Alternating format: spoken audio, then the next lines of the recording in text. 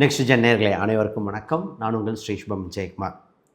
நேயர்களே, மக்களுக்கு பலதரப்பட்ட கேள்விகள். எப்பொழுதும் நல்ல விஷயம் நடக்கும். செல்வ கடாட்சம் எப்போ? கஷ்டங்கள் எனக்கு முட்டி ஏன் நடக்குது? என் கஷ்டத்தை கடல் எழுதி வச்சா கடலே பத்தாதுங்க, அந்தளவுக்கு கஷ்டம் இருக்கே ஏன்? உறவுகள் வகையில், சொந்த பந்தங்கள் வகையில், கல்வி ரீதியாக, வேலை செய்யும் இடத்துல புது தொழில் தொடங்கலாமா வேண்டாமான்னு என்ற ஒரு சிந்தனை இருந்துகிட்டு இருக்குது. வேலை போயிருமோன்னு பல பேர்த்துக்கு. சார், ஒரு சில இடம் வீடு சொத்து வாங்கியிருக்கோம், அது தற்காத்துக்க முடியுமா? கடன் என்ற ஒரு மிகப்பெரிய நோய் வாட்டி வதைக்குதே, அதை பற்றி என்ன? இதை விட முக்கியமாக உறவுகள் எப்படிங்க இருக்கும்? ஏன்னா கணவன் மனைவி இருக்கின்ற உறவுகள் எப்படி? புதுசாக திருமணமாகிறவங்களுக்கு அது ஒரு ஸ்டேஜ். ஐவிஎஃப் சென்டரை அணுகியிருக்கிற பல பேர்த்துக்கு இந்த மாதம் ஒரு வரப்பிரசாதமாக இருக்கும். இந்த மாதம் தாங்க உலகில் பல மாற்றங்கள் நடக்கும். என்ன நடக்குதுன்னு பார்ப்போம். முதல்ல ஆடி வெள்ளி, ஆடி செவ்வாய்க்கிழமை ஒரு இதாக இருக்கும். ஆடி 18 வேற வருது. அப்போ அதில் என்ன நடக்குதுன்னா, ஆடி 18 தாலிக்கயிறு, வாழ்க்கையில் வளர்ச்சி பெறுங்க பண்ணலாம். கிரகணம் வருதுங்க, 2 கிரகம், சூரிய கிரகம், சந்திர கிரகம். அப்போ இதை மைனஸ் இன்ட்டு மைனஸ் ப்ளஸ்ஸாக்க வாய்ப்பண்ண அதையும் பேசிடுவோம். சரி, இதில் ஆடி அமாவாசை திதி கொடுத்து விதியை மாற்றும் வல்லமை படைத்தது. திருமண பந்தங்கள் பார்த்திங்கன்னா, இந்த காலகட்டத்தில் வரலட்சுமி நோம்பி வேறு இறுதியாக வருது. அதில் ஒரு நல்ல விஷயங்கள் பண்ணிக்கலாம். இந்த மாதிரி ஒவ்வொரு விஷயத்துக்கும் இந்த வருடம் நமக்கு ஒரு டேர்னிங் பாயிண்ட்டாக இருக்கிறது தான் முக்கியம். அப்போ ரொம்ப நாளாக ஏங்கிட்டு இருந்த விஷயத்தை பார்த்துருவோம். இதில் நிறைய பேர்த்துக்கு ஒரு கேள்வி இருக்குது. நம்ம நடந்துருமா, சாதிச்சிருவோமா, சறுக்க விட்டுருவோமா? வெளிநாடு சம்மந்தப்பட்ட விஷயத்துக்கு நிறைய பேர், இடம் வீடு சொத்தை பற்றி பேசிகிட்டு இருந்தோம். வேலை தக்க வைக்கிறதுலே பல பேர் போராடிட்டுருக்காங்க. நோய் என்ற ஒரு மிகப்பெரிய ஒரு விஷயத்தையும் பார்ப்போம். ஆக மொத்தம் இந்த மாதத்தில் பல மாறுதல் ஏற்பட போது உங்களுக்கு சக்ஸஸ்ஃபுல்லாக இருக்கும். ஜெயிக்கக்கூடிய காலகட்டம் வந்தாச்சுங்க. நிச்சயமாக கண்ணும் கருத்துமாக பாருங்கள். ஒரு சில விஷயங்கள், தெரியாத விஷயங்களையும் கீழே கமெண்ட் பண்ணுங்கள். நிச்சயமாக அந்த விஷயத்துக்கு உண்டான பதிலும் கமெண்ட்லேயும் கொடுக்குறேன், அடுத்த வீடியோ கொடுத்துட்ருக்கோம். முதல்ல வாங்க வீடியோக்குள்ளே போகலாம். ரிஷபராசி அன்பர்களே, உங்கள் கேள்வி என்னென்னு தெளிவாக புரிஞ்சிருது. நிறைய ரிஷபராசிகள் கமெண்ட்டில் கேட்டது எல்லாமே ஒரே விஷயம். வீட்டில் சிரிப்பு சத்தம் குறைஞ்சிட்டு வருது, பயம் அதிகரிச்சுட்டு வருது, தனக்குண்டான ரெஸ்பெக்ட் இல்லை, பிரச்சனையில் வந்துருமோ, கடன் ஆயிருமோ, எப்போங்க நாங்களாக வாழ்வோம், எங்கள் வாழ்க்கை எப்போ மலரும் என்ற கேள்விக்கு விடை தருகின்ற மாதம் தான் இந்த மாதம். முதல்ல இந்த சிவராஜ்ய யோகம் உங்கள் ராசிக்கு ஏற்படுகின்ற காலகட்டத்தில் மிகப்பெரிய யோகம் இருக்குது. அதை விட முக்கியமாக உங்கள் ராசி அதிபதி சுக்கிரன் கேதுவின் பிடியிலிருந்து வெளியே வரும்போது மிகப்பெரிய மாற்றம் ஏற்படுதுங்க. கேதுவின் பிடியில் மாட்டின போது கொஞ்சம் நஞ்சம் இல்லை, அதாவது கரும்பு மிஷினில் மாட்டின மாதிரி ஒரு ஸ்டெப் எடுத்து வைக்கிறீங்க, தடங்கள் கீழே வந்துடுறீங்க. எல்லா முயற்சியும் பண்ணுறோம், முடிவுக்கு வர மாதிரி இருந்து முடியல. இது திருமணம் சரி, வேலை. நிறைய பேர் சொத்து வாங்க போயிட்டு அட்வான்ஸ் கொடுத்து திரும்பி வாங்கின கதையெல்லாம் இருக்குது.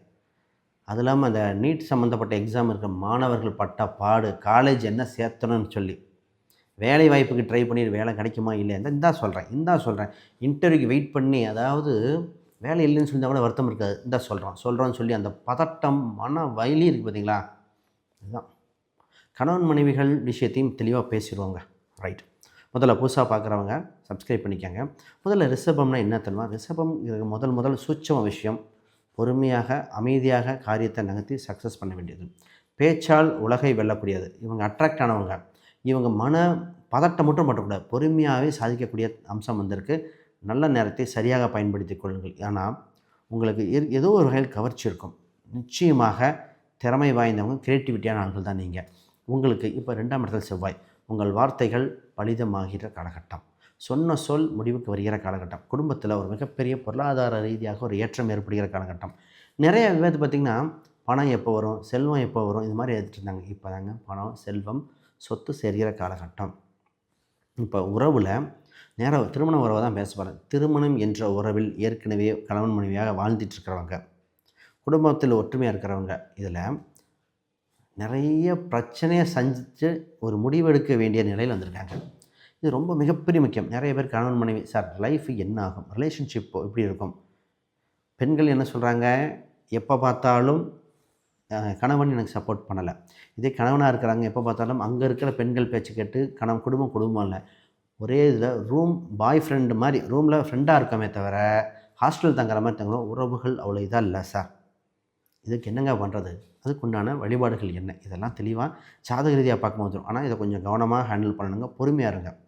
இது ஒரு பக்கம். சார், புதுசாக நாங்கள் வாழ்க்கையை தொடங்கணும், எப்போ தாங்க அது திருமணம் பொருத்தம் பார்க்குறோம், முடிவுக்கே வர மாட்டேதே. எல்லா ஜோசியரும் முடியுங்கிறீங்க, எப்போ முடியும்? எல்லா பரிகாரம் பண்ணிட்டோம், பொதுவாக உங்களுக்கு இப்போ குருபலன் 7ஆம் வீட்டுக்கு வருது. உங்கள் ராசிக்கில் குருபலன் இருக்குது. இது திருமணத்துக்கு ஜாதகத்தில் என்ன காரணமாக இருக்கும் அப்படின்னா, ஒன்று ராகு கேது, நேரடியான மறைமுக ராகு கேதுவோ, மாந்தி என்ற கிரகமோ, 7ஆம் அதிபதி பாதிக்கப்பட்டோ, தசாபுத்தி 6, 8, 12 தசாபுத்தியோ இது மாதிரி ஏதோ ஒன்று நடக்கும். அப்போ அதுக்கு தக்க பரிகாரம் செய்த பின் திருமணம் வரும். இதோட இந்த ராசி குழந்தைக்காக ஏங்கின ராசிங்க. குழந்தை சம்மந்தப்பட்டது நிறைய பேர் கன்சீவ் ஆகி மிஸ்கேரேஜ் ஆனது.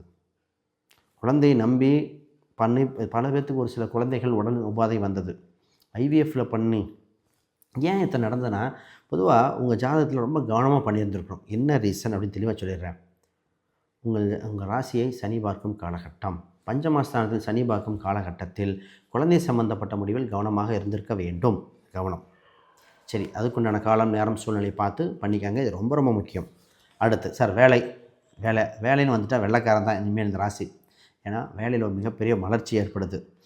திடீர்னு உங்களுக்கு ஒரு ப்ரொமோஷன் கிடைக்கிற மாதிரி, ஒரு உயர் பதவி கிடைக்கிற மாதிரி.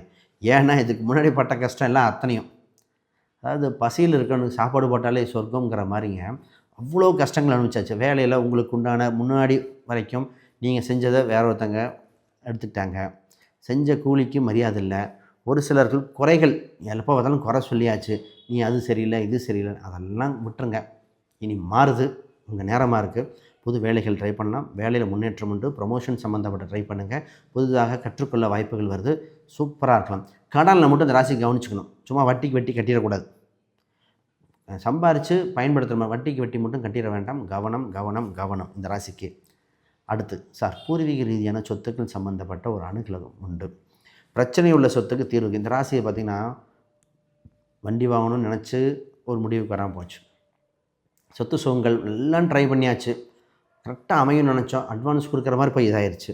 இப்போ இது என்ன, இதோட ஆல்ரெடி இருக்கிற வண்டியில் டேமேஜ் வேறு. ஆல்ரெடி ஒரு வண்டி வச்சுருக்கோம், விற்றா போதும்.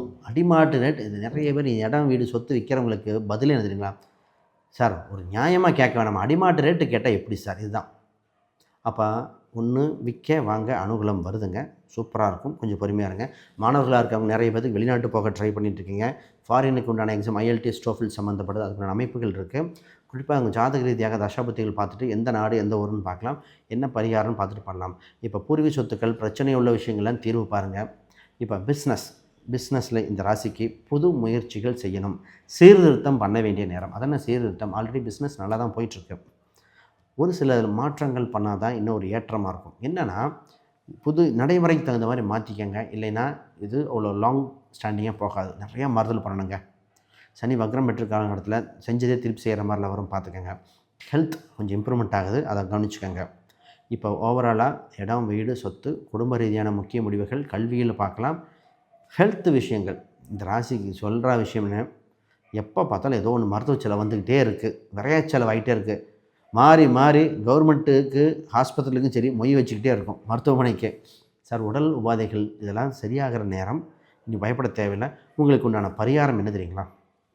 குழந்தை வடிவத்தில் இருக்க கிருஷ்ணரை பிடிச்சிக்கங்க. செல்வ கடாச்சம், மன மகிழ்ச்சியான குழந்தை வடிவத்தில் கிருஷ்ணர்.